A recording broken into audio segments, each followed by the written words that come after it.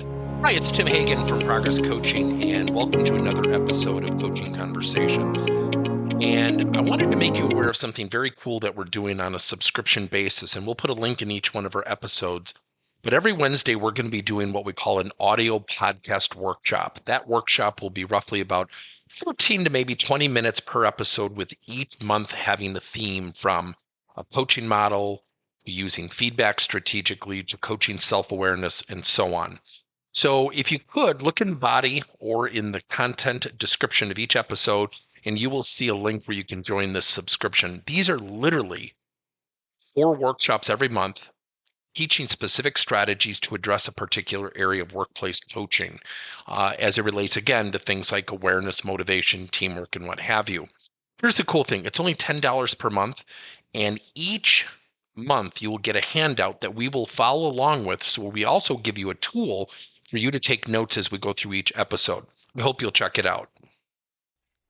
One of the most fundamental things that leaders go through, especially with everything going on in the world, is that when we're coaching, we really need to know 2 fundamental things. And it's going to seem so simple. And it's really about having a playbook. A playbook allows you to know what plays to run, what to say, what to do. And those are the 2 fundamental challenges most leaders have with coaching. And it's not because they're bad people, yet time is always so scarce. So to really prep, to really think about what to say and what to do with everything going on, we tend to go to meetings, we tend to show up on virtual calls, and we tend to, let's be blunt, kind of shoot from the hip at times, especially when we're conversing with employees. So when we're conversing with employees, we're often in a very reactive mode, ready to answer their questions and help and guide and mentor them.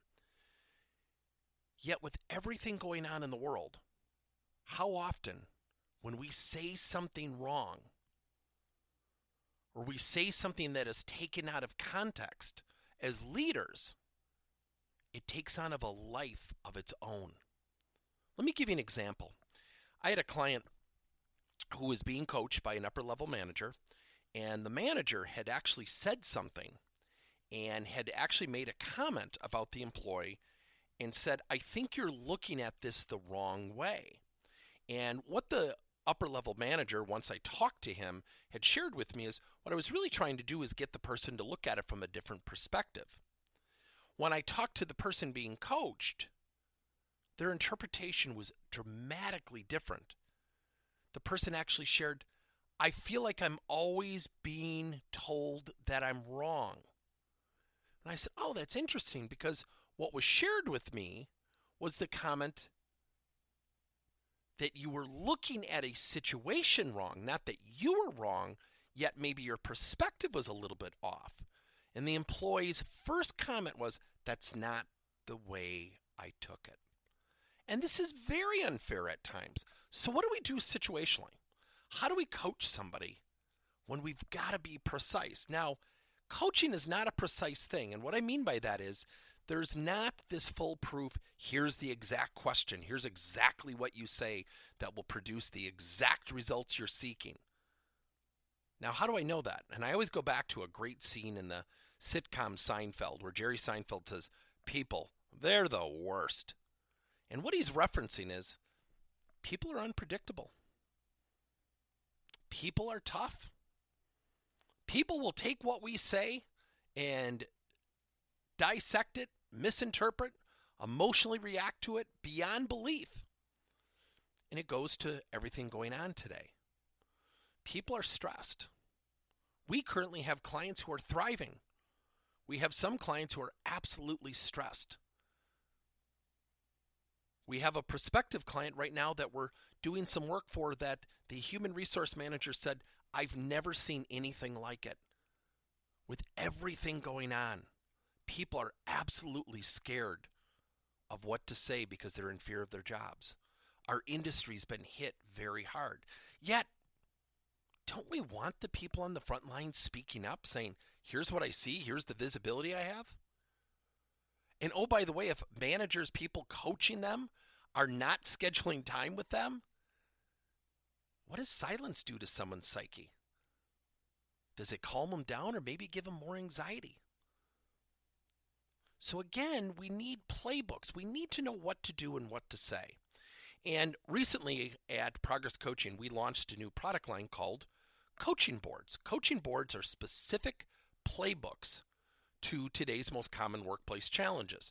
So how do I have a conversation with someone who needs to be more engaged as a team-like attitudinal person, a positive person? How do you coach somebody who's lacking motivation but wants to be promoted throughout the organization? How do you coach somebody who's not precise in their communication? And these are the most common challenges we hear from companies in our industry, companies that we work with, prospective companies that we're trying to work with. And everyone thinks their industry is so different. But when it comes to people, we hear it all the time. We hear nebulous things like, well, it's just all about communication. Communication's a pretty big topic. Well, he needs to be more team-like, and he needs to have a better attitude, or she needs to be less defensive when getting feedback. I'm sure that you have people at your organization like that. Doesn't mean they're bad people. Yet so often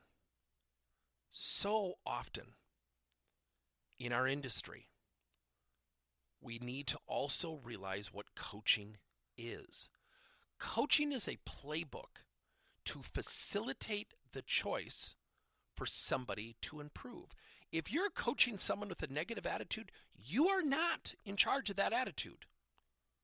You are in charge of giving that person a choice to improve their attitude. How do you do that? First, you build self-awareness. Second, you get them to take action on what they see in their self-awareness. Very few people take it upon themselves to become personally self-aware. It's tough. Most people don't know how to do it. That's why we coach. So the two factors that, again, affect the way we coach in terms of its success and its effectiveness is, what do I do and what do I say? So what we've done is we've actually created a very cool product line called coaching boards. A coaching board is a situational or topic-driven workplace challenge. And we have literally built tons of these already. And our foundation is 24 years of experience of the most common workplace challenges. So what we've done is we literally, from point A to point Z, tell people, here's how to start the coaching relationship. Here's what the awareness conversation could look like. Here's the learning projects to hold them accountable. Here are the questions you should ask. Here are the activities you should facilitate to ignite positive change. Here's how to use something called supplemental coaching, when you don't even physically have to be present, but it accelerates the person's positive change in the area that you're coaching. Here are specific strategies of how to coach and motivate. That's what a coaching board is. It's about a 10 to 15 minute lesson specific to a topic-driven situational challenge. Again, this is not a pot shot at anybody. We tend to show up and react. Yet if we know what to do and we know what to say and we have a framework, we will have tremendously more success when we're coaching our people.